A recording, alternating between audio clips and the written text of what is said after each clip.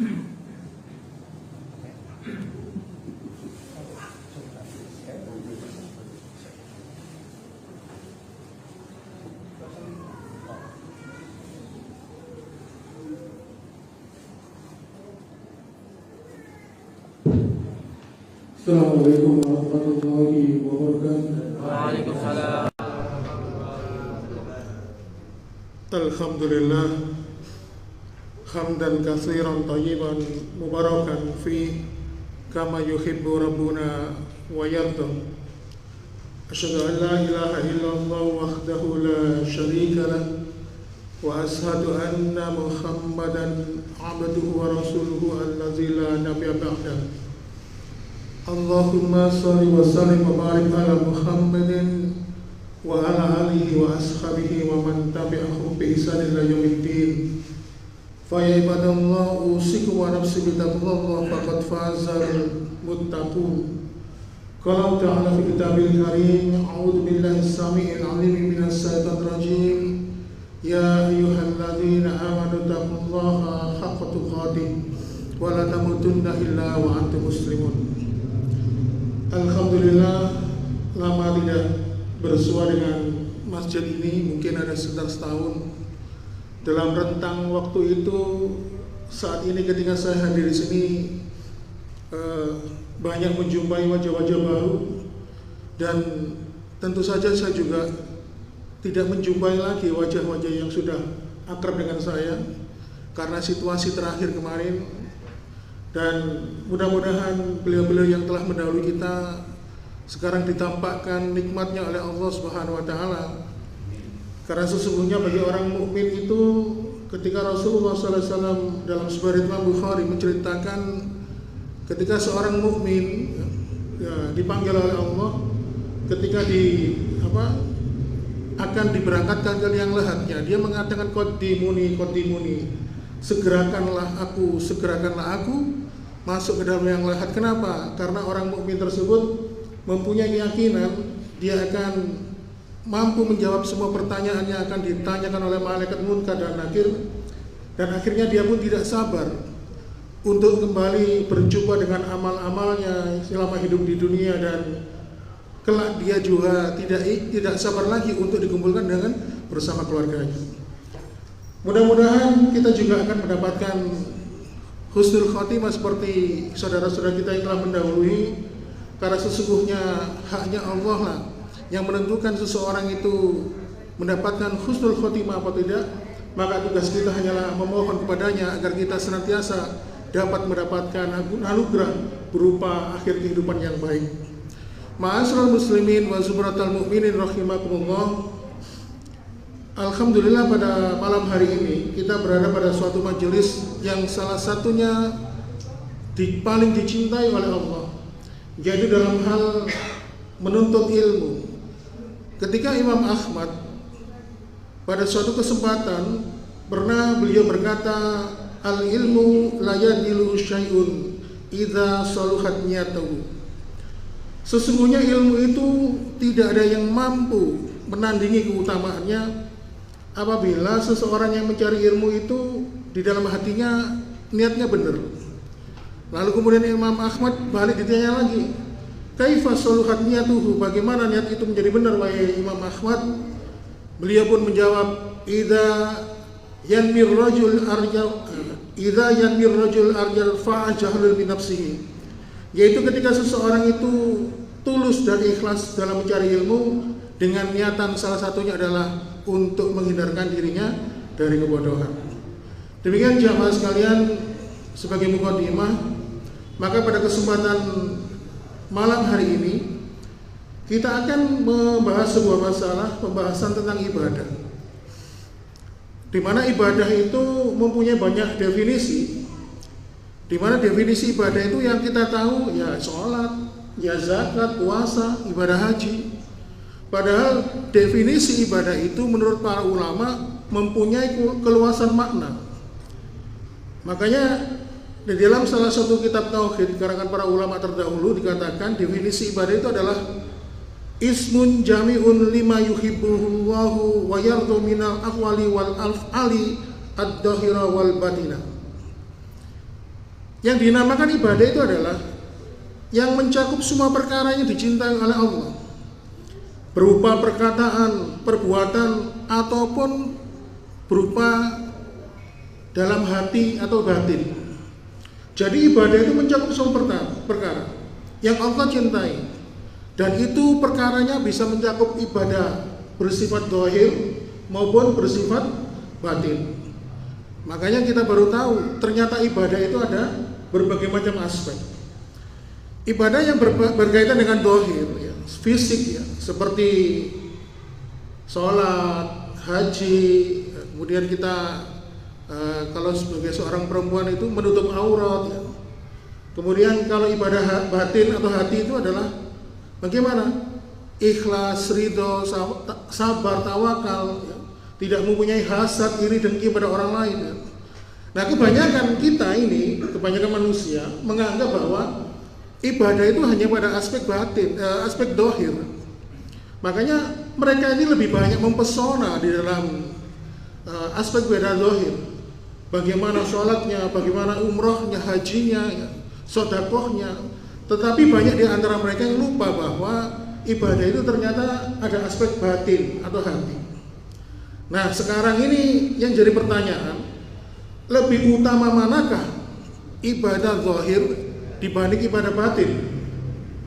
Kira-kira lebih utama mana, Bapak Ibu sekalian? Lebih utama manakah ibadah zahir dibanding ibadah batin atau ibadah hati?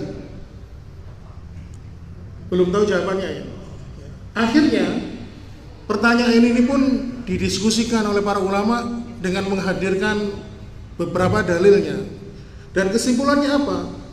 Di mata Allah lebih utama ibadah itu adalah ibadah hati atau ibadah batin dibanding ibadah zahir. Dalilnya mana? Yang pertama, dalilnya didasarkan dari riwayat Imam Ahmad, bahwasannya didapatkan dari sahabat Anas bin Malik. Dikisahkan pada suatu hari ketika Rasulullah mengatakan, yadlak fikum rajulun min ahlil jannah. Coba amati, bentar lagi ada calon penghuni surga. Ternyata para sahabat pun yang akan tiba di sini. Diamati oleh para sahabat, ternyata orang kemarin yang sama langsung ikut bergabung dengan majelisnya Rasulullah. Nah, pada hari ketiga, pada hari berikutnya, Rasulullah pun mengatakan demikian. Yadlak fikum rajulun min ahlil jannah.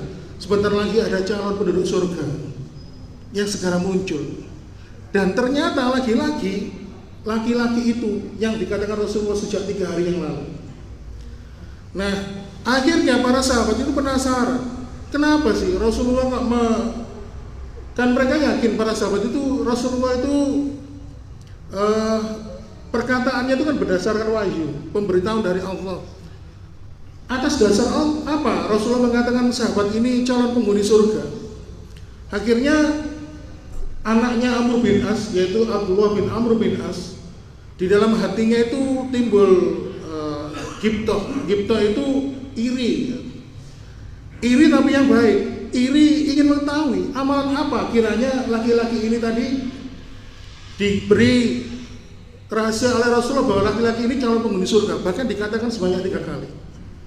Lalu kemudian Abdullah bin Amr bin As ini datang kepada laki-laki tadi mengatakan, aku ingin menginap di rumahmu. Waktu itu Abdullah bin Amr bin As alasan, karena saya ini lagi gak cocok sama bapak saya lagi ada masalah, bolehkah saya menginap? Nah, akhirnya standar penginap zaman sahabat itu kalau bertamu itu 3 hari. Akhirnya Abdullah bin Amr bin As menginap di rumahnya. Ditunggu. Ternyata setelah Isya langsung tidur. Ditunggu kira-kira tengah malam bangun sholat apa enggak? Ternyata ngelilir, Pak. Cuman bangun sebentar, dia duduk berzikir, lalu tidur lagi sampai subuh, gak tahajud. Penasaran ya. Lalu ditunggu hari berikutnya, hari kedua. Ini ya seperti kemarin, habis Isya tidur ya, ditunggu sampai malamnya, enggak bangun sampai subuh. Begitu hari ketiga, ditunggu malamnya dia juga tidak banyak melakukan ibadah. Lalu pada keesokan harinya, setelah 3 malam menginap di situ, Abdullah bin Amr bin As mengatakan dengan jujur kepada laki-laki tersebut, laki-laki Ansar, sebenarnya mohon maaf, aku ini tidak ada masalah dengan bapakku, karena aku menginap di rumahmu karena aku ini penasaran, karena Rasulullah mengatakan 3 hari berturut-turut engkau adalah calon penghuni surga. Padahal setelah aku mati, kamu juga amalannya biasa-biasa saja. Nah, sahabat Ansor yang rumahnya diinapi ini mengatakan, iya, aku juga heran kenapa Rasulullah seperti itu mengatakannya. Padahal aku juga tidak banyak melakukan perbuatan amal ibadah lainnya. Lalu akhirnya berpamitan. Ketika Abdullah bin Amr bin As ini hendak keluar dari rumah itu, dia segera dipanggil kembali. Tunggu, mungkin ini sebabnya ketika aku punya kebiasaan setiap sebelum tidur aku berdoa memohon kepada Allah agar aku ini dapat memberikan maaf kepada saudara-saudaraku yang telah menzalimi aku. Terus kemudian aku berusaha memohon kepada Allah agar aku ini hatiku dilapangkan, dihindarkan dari hasad, dari iri dan dengki pada pada saudaraku. Lalu Abdullah bin Amr bin As mengatakan, inilah kira-kira yang menyebabkan engkau dikatakan Rasulullah sebagai calon penghuni penduduk surga sebanyak 3 kali. Ini dalil pertama yang menunjukkan bahwa ibadah hati itu lebih utama dibandingkan ibadah zahir. Kemudian dalil yang kedua yang menunjukkan keutamaan ibadah hati dibandingkan ibadah zahir adalah di mana sedekah harta berapapun jumlahnya, walaupun itu jumlahnya menggiurkan, triliunan, miliaran, ya, tetapi ketika yang bersedekah tadi dia tidak mampu atau tidak mau menerima takdir dan ketetapan Allah, maka seluruh sedekahnya tadi musproh atau sia-sia. Sebagaimana ketika Rasulullah SAW bersabda, "Ma qabilallahu minka ahadan hatta tu'mina bil qadri walau anfaqta misla jabal Uhudin fima makna." Rasulullah mengatakan, kalau ada seseorang yang berinfak berupa emas sebesar gunung Uhud, bayangkan kalau ada orang berinfak sebesar gunung Uhud, itu sudah berapa triliun nilainya. Tetapi ketika dia di satu sisi tidak bisa menerima takdir dan ketetapan Allah, maka kata Rasulullah, Allah tidak akan pernah menerima infaknya tadi. Emas sebesar satu gunung Uhud, besar, nilainya triliunan. Bahkan kalau itu disumbangkan ke negara kita, mungkin bisa menutup hutang-hutang negara kita. Tetapi ketika yang bersedekah sebesar emas gunung Uhud tadi, ketika dia tidak mampu menerima takdir dan ketetapan Allah, maka Allah tidak akan pernah menerimanya. Oleh karena itu, ini menunjukkan bahwa amalan ibadah hati, ibadah batin itu lebih utama dibandingkan dengan ibadah zahir. Makanya contoh ya, ini yang sering terjadi. Saya dulu kan pernah mendaftar sebagai tenaga kesehatan haji ya. Jadi di pelatihan itu memang ada obat-obat yang bisa untuk menahan siklus menstruasi, jaga-jaga kalau pas wukuf ya, bisa melewati itu. Nah, kalau dulu belum ada penemuan obat seperti itu, kadang-kadang sudah melakukan rangkaian ibadah haji, tinggal 2 jam ya, waktu masuk jadwal ibadah wukuf, ternyata yang bersangkutan si ibu tadi itu datang bulan haid, siklus menstruasinya datang. Lalu dia mengatakan, ya Allah, mbok ya ditunda, jangan sekarang, nanti setelah wukuf aja kan enak, siklus haidnya datang. Padahal haji itu antrinya bertahun-tahun, biayanya juga mahal. Ini contoh. Ketika seseorang itu tidak mampu menerima takdir dan ketetapan Allah, maka ketika dia bersedekah, walaupun sebesar apapun, maka tidak akan pernah diterima. Padahal kalau sang wanita ini tadi mampu menerima takdir dan ketetapan Allah, dia ditakdirkan siklus menstruasinya datang, maka nilai keikhlasannya tadi ketika dia menerima takdir dan ketetapan Allah mampu melampaui keutamaan ibadah haji yang dia lakukan dan dia tunaikan. Ini contoh bahwa ketika seseorang itu beribadah zahir, sedekah ya, berinfak itu kan ibadah zahir kan, mengeluarkan harta. Tetapi ketika hatinya tidak mampu menerima takdir dan ketetapan Allah, maka ibadah hati tadi itu lebih utama. Makanya kadang-kadang kita ini sering, lapo biar gak tak gonang rumah sakit iku ae. Anakku pasti sembuh. Nek tak gonang RS itu mesti mati. Ternyata karena kamarnya waktu itu penuh musim Covid kan, dibawa ke RSU hanya satu-satunya rumah sakit yang menerima pasien, dibawa ke situ tambah meninggal. Akhirnya dia menyalahkan takdir. Ini kadang-kadang kita itu nggak nyadari. Kadang-kadang dulu ada seorang suami dan istri itu kadang-kadang bertengkar, kadang-kadang aku biar ketemu sampean, gak kenal kayak enak. Ya. Itu kan kadang-kadang mempengaruhi takdir. Makanya takdir dan ketetapan Allah ini perlu kita yakini bahwa itu sesuatu yang baik. Dan rukun iman yang keenam, beriman kepada qada dan qadar ini termasuk ini.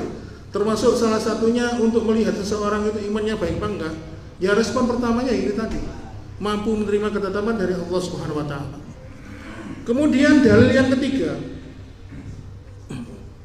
Dalil yang ketiga yang menunjukkan bahwa ibadah hati ini lebih utama dibanding ibadah zahir adalah ada hadis yang dibawakan oleh Abu Hurairah, di mana Abu Hurairah ini ketika menyampaikan hadis ini dalam sebuah riwayat dikisahkan dia pingsan 3 kali karena menceritakan 3 golongan manusia. Setiap menceritakan golongan manusia yang ada di sini, dia pingsan 3 kali. Disampaikan pagi pingsan, siangnya pingsan, sorenya pingsan. Di sini menunjukkan untuk ibadah hati, 3 golongan manusia ini yang akan pertama diperiksa dan dihisab oleh Allah. Kalau untuk ibadah zahir, ya, ibadah fisik jasmani, amalan yang pertama diperiksa oleh Allah adalah ibadah sholat. Tapi kalau untuk ibadah hati, ibadah batin, yang diperiksa 3 orang ini. Rasulullah SAW menyampaikan, inna awalan nas yugdo yaumal kiamati salah satu. Orang yang diputuskan oleh Allah nasibnya untuk masuk neraka ada 3 orang. Yang pertama, rajulun qatala fi sabilillahi fa qatala hatta qutila. Seseorang yang berjihad di jalan Allah lalu dia terbunuh di dalam peperangan. Lalu ketika ruhnya dibangkitkan oleh Allah di padang mahsyar, Allah bertanya kepadanya, "Mamil dafi, apa yang dulu kamu lakukan waktu hidup di dunia?" Lalu orang itu menjawab, "Qala qataltu fika, aku dulu berjihad, berperang untukmu ya Allah." Lalu Allah pun mengatakan, "Kadzabta, walakinnaka qatalta liqala annaka jari'un." Bohong, kata Allah. Kamu dulu itu berperang karena ingin dikenal sebagai seseorang yang pemberani. Kamu ingin dikenal sebagai seseorang yang pemberani, berani mati. Maka kamu pun mendapatkan apa yang kau inginkan. Kamu disebut sebagai seorang yang pemberani. Kemudian akhirnya apa? Allah memasukkan orang yang mati dalam rangka jihad fisabilillah tadi karena dia tidak bisa menata niatnya, menata hatinya, akhirnya dia dimasukkan ke dalam neraka. Jadi niat itu termasuk amalan hati. Jadi dan jihad itu termasuk amalan zahir, amalan fisik. Kalau Allah mengatakan lewat Rasulullah bahwa amalan yang mendapatkan balasan surga itu jihad fisabilillah, itu fisik. Tetapi ketika dia berjihad, niatnya salah, ingin disebut sebagai seorang pemberani, maka dia salah niat, akhirnya apa? Dijebloskan oleh Allah masuk ke dalam neraka. Kemudian orang yang kedua adalah orang yang dalam kehidupan dunia dia itu sibuk mengajarkan ilmu, mengajarkan Al-Quran. Kemudian dia juga dikenal sebagai seorang hafiz atau hafal Al-Quran, juga dikenal sebagai seseorang yang bagus bacaannya, terutama kalau ngimami, qori. Lalu ditanya oleh Allah, "Mamil tafi, waktu di dunia dulu kamu ngapain?" Orang itu menjawab, "Ta'alamtul ilma wa alamtuhu wa qara'tul Qur'an fika." Saya dulu ya Allah, waktu dalam kehidupan dunia itu sibuk mengajarkan ilmu. Saya itu sibuk mengajarkan ilmu, saya juga menghafal Al-Quran. Terus kemudian Allah bertanya, "Li aisyai, untuk apa itu semua?" katanya. Lalu orang itu pun jawab, "Fika, untukmu ya Allah." Lalu Allah pun mengatakan, "Kadzabta, kamu bohong. Kamu sebenarnya ingin dianggap sebagai orang yang alim. Kamu ingin dianggap sebagai orang yang soleh. Kamu juga ingin dikenal sebagai orang yang hafal Al-Quran. Bacaanmu juga bagus. Tetapi kamu sudah mendapatkan semua itu." Maksudnya apa? Mendapatkan, ingin dikenal orang sebagai orang alim, dikenal orang sebagai orang yang hafal Al-Quran, dikenal orang sebagai orang yang bacaannya bagus ketika membaca Al-Quran. Kata Allah, karena engkau sudah mendapatkan apa yang engkau inginkan, maka tempatmu adalah di neraka. Begitu juga yang ketiga. Orang ketiga ini adalah orang yang selalu bersedekah setiap waktu, yaitu orang kaya. Lalu ditanya oleh Allah, untuk apa? Ya tetap jawabannya seperti tadi. Aku ingin berderma, ingin berinfak untuk kemajuan agama ini. Kata Allah, bohong. Kamu ingin dikenal sebagai orang dermawan. Kamu ingin dikenal sebagai orang kaya yang roman ya dan sebagainya. Dan kamu sudah mendapatkan sebutan itu dan akhirnya Allah memasukkan dia ke dalam neraka. Ini menunjukkan, dalil yang ketiga ini menunjukkan bahwa ibadah hati itu lebih utama dibandingkan dengan ibadah zahir. Walaupun secara fisik, secara jasmani, walaupun secara zahir orang itu mempesona dalam ibadahnya, sholat malamnya, ibadah umroh hajinya, puasanya, tetapi ketika dia tidak mampu menata hati, menata niat, ya, maka sesungguhnya itu semua bisa rusak di hadapan Allah Subhanahu wa taala. Oleh karena itu, ma'asyiral muslimin, Rasulullah SAW menyampaikan tentang hati. Jadi hati itu ternyata perlu ilmu, perlu cahaya, ya, perlu pencerahan. Karena hati itu tidak stabil, ada frekuensinya. Kadang tenang, kadang gelisah dan sebagainya. Makanya Rasulullah SAW menyampaikan, "Inna quluba bani Adam baina isba'aini min ashabi'ir rahman yusarifu wa yasha." Yang artinya sesungguhnya hati anak Adam itu berada di antara jari jemarinya Allah, maka Allah lah yang memutarbalikkan hatinya. Makanya Imam Ibnul Qayyim dalam kitabnya, dalam salah satu kitabnya, sesungguhnya hati manusia itu ada 5 kondisi yang membutuhkan hidayah dan petunjuk dari Allah Subhanahu wa taala. Kondisi yang pertama adalah karena kebodohan, jahil. Orang yang bodoh itu butuh hidayah, Pak. Supaya dengan hidayah dia mendapatkan jalan yang terang dan dia dapat mengerti mana hak dan mana yang batil, mana yang sunnah, mana yang bid'ah, dan dia juga paham mana iman dan mana syirik. Maka jelas orang yang jahil, orang yang bodoh ini butuh hidayah, dan mereka beruntung apabila mereka mendapatkan hidayah. Kemudian kondisi yang kedua, kata Imam Ibnul Qayyim, yang membutuhkan hidayah adalah kadang-kadang orang itu mengetahui suatu ilmu. Contohnya, saya punya teman ngaji sekitar 5 tahun yang lalu. Teman saya ini juga hafalannya Al-Quran juga banyak. Waktu itu saya sama dia itu di satu masjid terlambat masbuk, terlambat 1 rakaat salat maghrib. Makanya kamu nambah 1 rakaat. Nah ini contoh. Kadang di satu sisi kita tuh paham tentang ilmu. Ada yang hafal Al-Quran, ya, ada yang pintar bahasa Arab, pintar ini, tapi kadang-kadang ilmu fikihnya nggak ngerti. Ini contoh. Maka orang-orang seperti ini yang membutuhkan hidayah. Atau mungkin kita kondisinya juga seperti ini. Kadang kita mengerti satu ilmu, tetapi di ilmu yang lain kita tuh nggak ngerti. Makanya Yang paling sering kita jumpai itu ibu-ibu ya. Bukan ibu-ibu yang di sini, ibu-ibu yang di sana ya. Jadi banyak ibu-ibu itu yang ikut ngaji tahsin Al-Quran, tafsir Al-Quran, terus akhirnya menganggap suaminya itu awam, kerja, gak tahu ngaji. Padahal ibu itu tidak tahu kalau pintu surganya bagi dirinya adalah suaminya dari rumahnya. Ketika dia berbakti kepada suaminya, menuruti perintah suami, selama perintah itu sesuai dengan anjuran Allah dan Rasulnya, maka itu adalah suatu pintu surga baginya. Kadang-kadang ini sering kita jumpai. Kadang-kadang ada seorang ibu-ibu yang promosi ngaji, kerasan ibu juni, ngeleng-ngeleng dan sebagainya.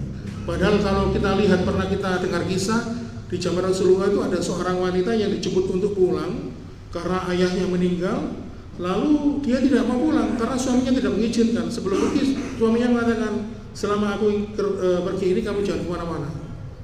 Sampai akhirnya orang tua ini tadi, keluarga dari orang tua wanita tadi laporan ke Rasulullah, ya Rasulullah, ini ada fulana, seorang wanita yang dijemput pulang ke rumahnya ketika waktu itu bapaknya sakit keras sehingga akhirnya meninggal, tetapi dia tidak mau pulang karena dia taat dengan suaminya, patuh dengan suaminya. Dia ingin mematuhi perintah suaminya agar tidak kemana-mana. Akhirnya Rasulullah mengatakan apa? Justru belani sosok fulana atau wanita ini, maka ketahuilah sesungguhnya ayahnya si fulana ini, seorang wanita ini yang baru saja meninggal tadi, mendapatkan ampunan karena dia mendapatkan anak yang berbakti pada suaminya. Jadi kadang-kadang kita itu tahu ilmu yang lain, tapi pintu surga kita yang hanya tidak tahu. Ini banyak sekali kasus, terutama jamaah wanita. Oleh karena itu, ma'asyiral muslimin wa zumratal mukminin rahimakumullah, itu yang kedua. Yang ketiga, kata Imam Qayyim, kondisi hati yang ketiga bisa jadi sudah ngerti ilmunya tapi belum bisa mengamalkan. Sudah tahu ini tidak boleh, kadang-kadang dilanggar. Ini saya pernah teringat ada seorang ibu-ibu yang berkisah, menuliskan kisahnya di media sosial. Saya waktu itu lupa di Kompasiana atau di mana. Ibu seorang ibu tadi mengatakan, bercerita, saya dulu dan suami saya itu sering ikut pengajian, kemana-mana runtang-runtung hadiri pengajian. Dan pada suatu hari saya dan suami itu diskusi. Suami saya mengatakan, Dek, ini kita kan buka usaha, tidak akan maju kalau kita tidak akan menambah modal. Dan usaha kita ini kalau modalnya bertambah, nanti insya Allah bisa berkembang. Ya tidak apa-apa sih mas, kata istrinya. Tapi kita ini minjam kemana? Terus nyoba minjem ke yang syariah, tidak ketemu. Akhirnya suatu ketika suaminya mengatakan, ini kalau kita tidak minjem ke bank ribawi ya, tidak ada pinjaman lain. Terus dengan entengnya istri mengatakan, ya tidak apa-apa mas, tidak ada jalan keluar lain. Jadi kadang-kadang saking gampangnya menggampangkan itu. Akhirnya apa? Allah memberikan istidraj. Usaha suami istri itu berkembang, lambat laun, suaminya jarang datang ke pengajian. Sampai akhirnya ketika ada perintah sholat berjamaah lewat azan yang dikumandangkan, suaminya nggak datang. Karena apa? Alasan sibuk, ngantar pesanan, ada meeting dan sebagainya. Akhirnya puncaknya sang suami itu melakukan sebuah perbuatan yang sekiranya seorang wanita itu tidak mau dan tidak mampu untuk memaafkan. Perbuatan itu adalah sebuah pengkhianatan bagi prosesi pernikahan yang telah mereka ikat bersama. Terasa seorang wanita itu dikhianati oleh suaminya, dan akhirnya rumah tangga mereka pun berantakan dan akhirnya bercerai. Dan di akhir kisah itu sang ibu ini tadi mengatakan, saya tidak menyalahkan suami saya, tetapi yang saya salahkan adalah ketika kami dulu ikut ngaji, ikut pengajian, sudah tahu ilmunya, tapi kita tidak mampu untuk mengamalkan ilmu tersebut. Makanya ini contoh kondisi sudah tahu ngerti ilmunya, tetapi belum bisa mengamalkan. Ini kondisi hati yang membutuhkan hidayah. Kemudian yang keempat ini kadang seseorang itu meyakini sesuatu yang salah, Tetapi sesuatu yang salah itu diyakini sebagai sesuatu yang benar. Orang ini berarti terpapar syubhat. Nah, supaya keyakinan yang berupa syubhat, keyakinan yang batil tadi itu bisa berubah, maka dia membutuhkan hidayah. Kebetulan saya ini pernah mengikuti ceramah seorang ustadz ya. Beliau ini rumahnya di Kudus, Jawa Tengah. Di Kudus kan kita ketahui banyak makam wali ya. Kebetulan beliau ini rumahnya ya dekat-dekat aja dari situ. Lalu kemudian ada salah seorang yang dihampiri dia menanyakan, kenapa Pak kesini? Saya di sini mau beribadah, berdoa, meminta kepada wali itu agar mau mendoakan, mengabulkan hajat saya untuk disampaikan kepada Allah Subhanahu Wa Taala. Terus akhirnya dijelaskan, loh Pak, sama sang ustadz tadi, kebetulan ustadznya ini barusan lulus dari pondok, masih muda. Loh Pak, ini kan tidak boleh Pak, kan tidak ada dalilnya. Terus sang bapak tadi yang sudah sepuh mengatakan, kata siapa paling tidak ada dalilnya, lihat itu baca di pintu gerbang masjid atau kuburan itu ada tulisan surat Ali Imran ayat 169, di mana ayat itu berbunyi wala tasabannalladzina qutilu fisabilillahi amwat bal ahyaun inda rabbihim yurzaqun. Dan jangan sekali-sekali mengira orang yang telah mati itu mati, tapi mereka itu hidup, yurzaqun, mereka itu dikasih rezeki oleh Allah. Kamu sih nggak pernah baca Quran, nggak pernah ngaji, katanya orang itu, pada ustadznya dibilangi gitu.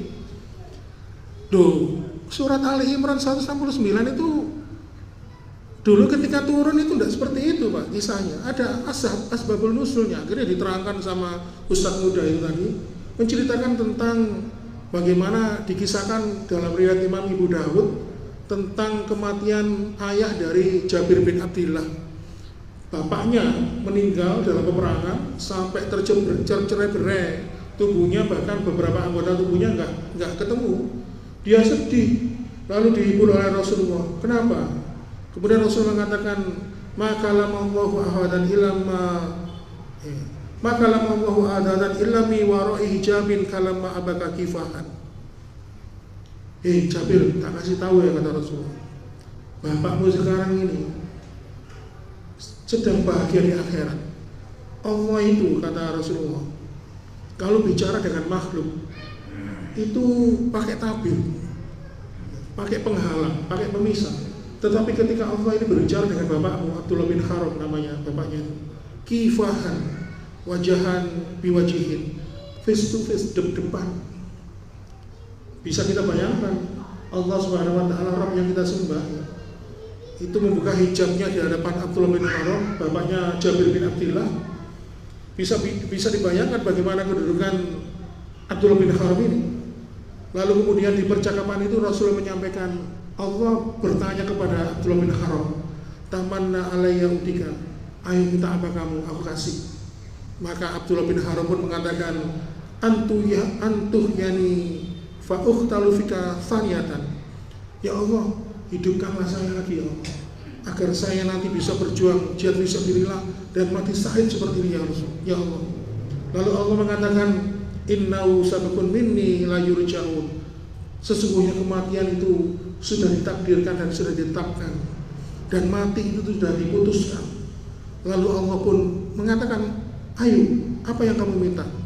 Karena Abdullah bin Haram ini mendapatkan kenikmatan, akhirnya dia minta kepada Allah, fa'akbirni man waroi, maka ya Allah sampaikanlah nikmatku ini kepada saudaraku, kepada anak dan keturunanku dan orang-orang setelah aku. Lalu Allah bayar kontan dengan menurunkan surat Ali Imran ayat 169. Nah, orang tadi yang di kuburan minta doa, minta supaya doanya itu dikabulkan oleh Allah, minta ke orang-orang yang soleh, orang yang wali, dengan berdasarkan landasan surat Ali Imran 169 ini. Padahal riwayat asbabul nuzulnya surat Ali Imran ini tidak ada menerangkan satupun masalah minta doa di kuburan, tidak menerangkan kuburan itu bisa ngasih rezeki dari kuburannya orang-orang saleh, tidak ada. Maka orang-orang ini terkena apa? Subhan. Dia meyakini sesuatu yang salah, dan baginya sesuatu yang salah itu dianggap sebuah kebenaran. Maka orang-orang seperti ini membutuhkan hidayah. Kemudian yang kelima, menurut Imam Ibnul Qayyim, yang kelima kondisi hati seseorang yang membutuhkan hidayah adalah orang-orang yang sudah beriman, bertakwa. Ya termasuk kita mungkin, atau kita yang mengaku mengikuti Nabi dan Rasul. Bahkan Nabi dan Rasul pun dan para sahabat yang lain, kalau kita membaca riwayatnya, mereka itu selalu minta hidayah pada Allah. Kenapa? Karena tidak ada yang menjamin seseorang itu mati dalam keadaan Islam. Ibarat amal, kata Rasulullah, amalan itu yang dinilai adalah akhirnya. Kalau kita sholat, ibaratnya sholat subuh 2 rakaat ya, pada rakaat pertama kita berdiri khusyuk sekali. Pada rakaat kedua, karena bacaan yang imami anak kita jadi khusyuk. Tetapi ketika tahiyat akhir menjelang salam kentut, maka batallah sholat itu. Begitu juga dengan akhir kehidupan manusia. Selama dalam kehidupan itu yang dinilai oleh Allah akhir kehidupannya. Dan Allah ini banyak mengisahkan, dan Rasulullah banyak menceritakan dalam kitab sirahnya, kitab perjalanan para sahabat, bagaimana ada beberapa sahabat Rasulullah yang mati dalam keadaan murtad. Seperti Rajal Unfuah ketika pada peperangan melawan Musailamah Al-Kadzab, seorang nabi palsu. Maka Abu Bakar ini mengutus Rajal Unfuah, seseorang yang dipercaya oleh Abu Bakar. Lalu sama Musailamah Al-Kadzab, nabi palsu ini menawarkan, apa yang kamu dapat dari Muhammad? Kalau kamu ikut aku, akan aku berikan harta, kedudukan. Dan akhirnya Rajal Unfuah pun akhirnya berpaling. Yang awalnya menjadi pengikut Nabi Muhammad, akhirnya dia berpaling mengikuti Musailamah Al-Kadzab, si nabi palsu. Dan ketika Abu Bakar ini memimpin menumpas pasukan Musailamah Al-Kadzab, maka Rajal Unfuah ini adalah salah satu orang yang tewas dalam peperangan itu. Dia mati dalam keadaan murtad, meninggalkan agama Islam. Kemudian ada lagi namanya Ubaidillah bin Jahsy, seorang sahabat yang seangkatan dengan Sa'ad bin Abi Waqqas, Mus'ab bin Umar, yang bahkan dia sempat mengamankan agamanya. Bayangkan, mengamankan agamanya, ikut Rasulullah ke hijrah ke mana? Ke Habasah yang pertama dan kedua. Tetapi karena dia punya kecenderungan suka minum minuman khamr, minuman keras, akhirnya dia keluar dari Islam, pindah ke Nasrani hingga akhir hayatnya. Bayangkan, ini contoh bahwasanya Allah tidak bisa menjamin akhir kehidupan manusia agar dia tetap beriman. Makanya manusia yang demikian seperti kita, insya Allah yang hadir di pada malam hari ini, kita juga harus selalu memohon hidayah dan petunjuk kepada Allah. Makanya Rasulullah SAW pernah menyampaikan sebuah hadis, fa inna ahadakum la ya'malu bi amali ahlil jannah hatta yakuna bainahu wa baina ila diraun fa yasbiqu 'alal kitab fa ya'malu bi amali ahlil nar hatta yadkhuluha. Ada di antara kalian yang melakukan amalan penduduk surga sampai dia dengan surga itu tinggal sejengkal tok. Tetapi catatan takdir mendahului dia. Lalu ketika di saat itu dia berbuat amalan penduduk neraka, maka akhirnya apa? Allah pun memasukkan dirinya ke dalam surga. Sebaliknya, karena dia di akhir kehidupannya melakukan amalan penduduk neraka, maka Allah pun memasukkannya ke dalam neraka. Sebaliknya kata Rasulullah, fa inna ahadakum la ya'malu bi ahmalil ahlin nar hatta yakuna bainahu wa bainaha ila dhira'un fayasbiqu 'alal kitab fayamalu bi ahmalil ahlil jannah hatta yadkhuluha. Ada di antara kalian yang melakukan amalan-amalan penduduk neraka, sementara jaraknya dia di neraka itu tinggal sejengkal berarti segini. Lalu di akhir kehidupannya catatan takdirnya mendahului dia, dan ternyata dia itu melakukan amalan-amalan penduduk surga, maka Allah pun memasukkannya dia ke dalam surga. Intinya apa? Amalan itu dinilai dari kehidupan manusia itu adalah akhir kehidupannya. Makanya ada sebuah kisah yang cukup menarik tentang Usairim bin Abdul Ashhal. Awalnya dia itu adalah orang musyrik yang dulunya suka berperang melawan kaum muslimin. Akhirnya Usairim bin Abdul Ashhal ini mendapatkan hidayah dan petunjuk dari Allah. Akhirnya dia datang kepada Rasulullah untuk berikrar mengikuti Islam, mengikuti Allah sebagai Rabb dengan mengucapkan 2 kalimat syahadat. Setelah itu Usairim bin Abdul Ashhal bertanya, lalu kita ngapain? Sholat? Oh, masih jauh. Karena waktu itu pagi, masih lama. Kita ikut aja, kamu ikut aja bersama kita berjihad fisabilillah melawan musuh agama ini. Akhirnya Usairim bin Abdul Ashhal ini pun berperang dan qadarullah Allah menetapkan Usairim bin Abdul Ashhal ini meninggal dunia dalam peperangan itu. Akhirnya Rasulullah SAW menyampaikan dia masuk surga. Dia melakukan amalan yang ringan, mengucapkan 2 kalimat syahadat karena awalnya dia kafir, lalu di akhir kehidupannya dia meninggal dalam jihad fisabilillah. Akhirnya Allah memasukkannya ke dalam surga. Sehingga Umar bin Khattab pun berkomentar, Usairim bin Abdul Ashhal ini sebagai salah satu sosok manusia yang belum pernah masuk, belum pernah menempelkan keningnya di atas tanah bersujud ke hadapan Allah, tetapi dia mendapatkan ganjaran surga, kenikmatan yang didapatkan oleh kaum muslimin. Itulah ma'asyiral muslimin pentingnya hidayah. Makanya kalau kita ini mendapatkan hidayah, kita akan diampuni dosa-dosa kita oleh Allah. Kalau kita mendapatkan hidayah, maka pasti kita akan dimasukkan surga oleh Allah. Kalau kita mendapatkan hidayah, pasti Allah akan menjaga kita dari api neraka. Sekali lagi, hidayah itu miliknya Allah. Hidayah itu bukan miliknya kita. Mana dalilnya? Buktinya Rasulullah, para sahabat, dan mungkin diri kita selalu memohon hidayah dan petunjuk kepada Allah Subhanahu wa taala. Kenapa kita harus memahami ini bahwa hidayah itu milik Allah? Supaya kita tidak kecewa. Kalau kita punya sahabat, keluarga, mungkin anak, istri, suami, kita sering mendoakan anggota keluarga kita, orang yang kita cintai, yang kita sayangi untuk mendapatkan hidayah. Tetapi ketika mereka tidak mendapatkan hidayah, maka jangan kecewa karena hidayah itu milik Allah. Bahkan kalau kita melihat sejarah ya, para sahabat itu banyak yang minta doa kepada Rasulullah. Ya Rasulullah, mintakan kepada Allah agar saya begini-begini. Didoakan. Sudah ribuan bahkan ratusan kali. Doanya selalu dikabulkan.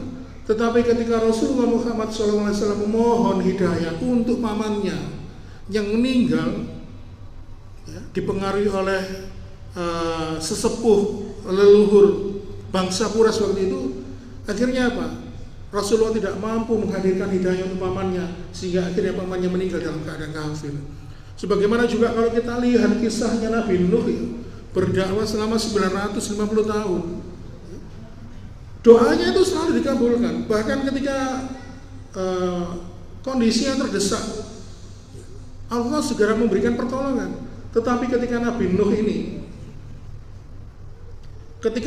itu berdoa untuk istri dan anaknya, maka Allah pun tidak bisa memberikan hidayah kepadanya. Makanya Rasulullah SAW kalau dalam sebuah mukadimah itu mengatakan, may yahdihillahu fala mudilla lahu wa may yudlil fala hadiya lahu. Sesungguhnya barang siapa yang telah diberikan hidayah, petunjuk oleh Allah, tidak ada seseorang pun yang mampu menyesatkan dia. Dan sebaliknya, ketika Allah sudah menyesatkan seseorang, maka tidak ada yang mampu seorang pun di dunia ini yang mampu memberikannya kepada petunjuk. Oleh karena itu, ma'asyiral muslimin wa zumratal mu'minin rahimakumullah, berkaitan dengan ibadah hati ini, maka sebagaimana ketika ada seorang sahabatnya bernama Hudzaifah ibnul Yaman mengatakan, hati yang didambakan seorang mukmin adalah hati yang munir, hati yang bercahaya, hati yang senantiasa mendapatkan hidayah dan petunjuk oleh Allah Subhanahu wa taala. Dan menutup kajian kita malam hari ini, maka saya ingin menyampaikan sebuah kisah yang cukup menarik. Kisah itu terjadi pada kekhalifahan Sultan Murad yang keempat. Dari kisah ini kita bisa mempelajari bahwa seseorang yang hatinya bersih, yang bebas dari penyakit hati, iri, dengki, sombong, dan sebagainya, maka orang yang hatinya bersih, yang selalu menjaga hatinya ini baik di hadapan Allah, qalbun salim, hati yang suci, maka dengan hati yang bersih tadi mampu menghadirkan akhir kehidupan yang husnul khotimah. Kisah ini terjadi pada kekhalifahan Sultan Murad yang keempat. Ada seorang laki-laki, dia sudah berkomitmen pada istrinya, kalau saya punya rezeki lebih, saya akan memborong minuman-minuman keras itu, khamr, di kotanya dia. Jadi suatu ketika dia mendapatkan rezeki yang berlebih, seluruh minuman yang dijual oleh penjual minuman keras itu diborong, lalu dibawa pulang. Dan di kamar mandi, dibuang di saluran kamar mandi itu, saluran pembuangan. Terus sang laki-laki mengatakan kepada istrinya, wahai istriku, semoga apa yang kita lakukan malam ini mendapatkan ridho dari Allah, dan semoga dengan apa yang aku lakukan ini mampu mengurangi dosa penjual minuman-minuman keras dan orang-orang yang sudah biasa mabuk-mabukan. Karena apa? Minuman keras ini sudah aku beli, aku borong semuanya, dan mereka tidak melakukan perbuatan dosa itu, dan mereka pun dapat terhindar perbuatan dari dosa itu.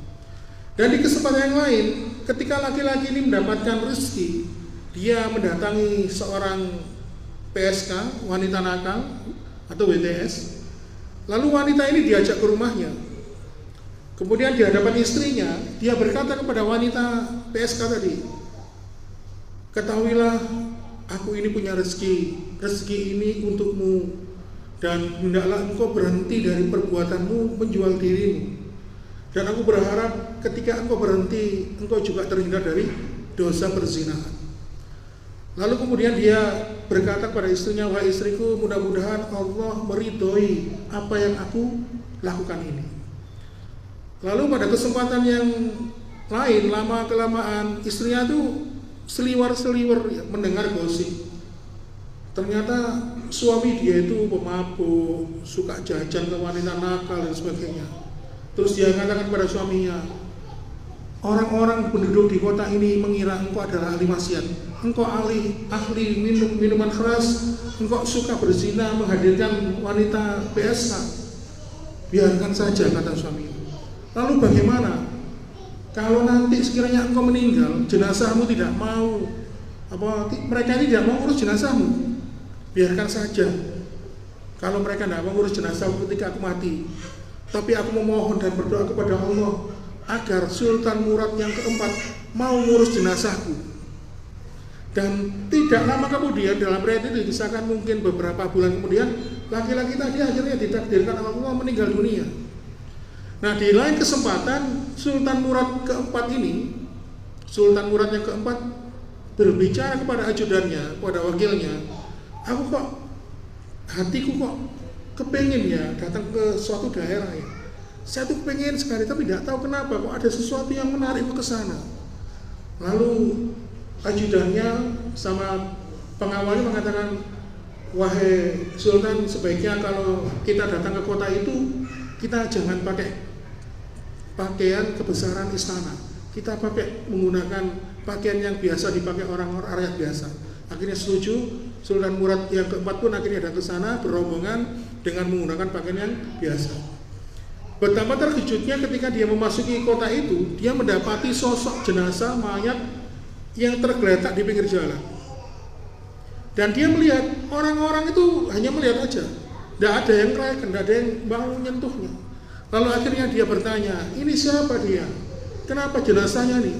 Dia itu ahli maksiat, dia itu sampah masyarakat, dia itu suka minum minuman keras, suka bermain wanita, berzina dengan wanita nakal dan sebagainya. Lalu kemudian dia bertanya, di mana rumahnya? Akhirnya jenazah itu pun dibopong sama Sultan Murad yang keempat, dibawa pulang. Lalu diketuklah sebuah rumah, akhirnya istrinya muncul. Lalu istrinya ketika melihat kondisi suaminya ini, dia bertanya, siapakah Anda? Lalu dia mengatakan, karena suamiku dulu pernah memohon kepada Allah, berdoa, kalau penduduk kota ini tidak mau ngurus jenazahku, maka aku memohon kepada Allah agar Sultan Murad yang keempat mau ngurus jenazahku, ngurus pensucian, memandikan jenazahku, ngurus pemakamanku sampai selesai. Ternyata betapa tersentaknya hati Sultan Murad, dia kaget, terkejut. Dia mengatakan, sesungguhnya saya adalah Sultan Murad yang keempat, seperti yang telah diminta oleh suaminya. Jadi orang yang selalu menjaga hatinya, menjaga keikhlasan, ya, menjaga hatinya supaya hatinya bersih, terhindar dari penyakit hati, maka bisa menghadirkan husnul khotimah kepada orang tersebut. Maka sebagai pembahasan kita sejak awal, maka kesimpulannya adalah ibadah hati atau ibadah batin itu lebih utama dibandingkan ibadah zahir. Maka kalau kita ini mempesona dalam ibadah zahir kita, maka marilah kita hiasi dengan ibadah hati kita, senantiasa mengharapkan ridho dari Allah Subhanahu wa taala. Karena apa? Karena manusia itu di samping dinilai dari aspek zahir, maka Allah pun juga menilai seseorang manusia hamba itu dinilai dari sisi hatinya. Makanya Allah mengatakan di surat Asy-Syu'ara, salah satu orang yang bisa masuk surga adalah biqalbin salim, yaitu orang-orang yang hatinya suci, yang bersih. Mudah-mudahan kita digolongkan oleh Allah Subhanahu wa taala mempunyai hati yang bersih, hati yang suci, dan mudah-mudahan senantiasa kita berusaha mampu menjaga hati itu tetap suci dan bersih. Dan kelak ketika kita dipanggil oleh Allah dalam akhir kehidupan kita diberikan husnul khotimah dan diampuni segala dosa-dosa dan kesalahan kita, baik dosa yang sengaja maupun yang tidak sengaja kita lakukan. Demikian yang dapat saya sampaikan pada kesempatan malam hari ini. Mohon maaf bila ada kekurangan dan kesalahan. Saya aturkan mohon maaf yang sebesar-besarnya, dan saya akhiri wassalamualaikum warahmatullahi wabarakatuh.